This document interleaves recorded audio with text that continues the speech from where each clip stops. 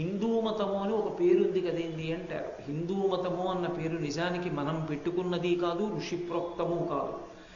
పాశ్చాత్యులు ఏదో సింధూ నదిని దాటి ఈవలికి వచ్చినప్పుడు సింధూ నదీ పరివాహక ప్రాంతము నుండి ప్రారంభమైనటువంటి ఈ ధర్మము కనుక దీనికి హిందూ అని ఒక పేరు ఉంచారు. అగ్ని ఆరాధనము కలిగినటువంటిది కనుక హిందూ అని ఒక పేరు ఉంచారు. కానీ యథార్థంగా మాట్లాడితే అసలు పేరు లేదు ఈ ధర్మానికి. అందుకే సనాతనము. ఎంతటి ప్రాచీనమో ఎవరికి తెలియదు. దీనికి ఒకరితో పుట్టినది కాదు, ఒకరి మతిలోంచి వచ్చింది కాదు.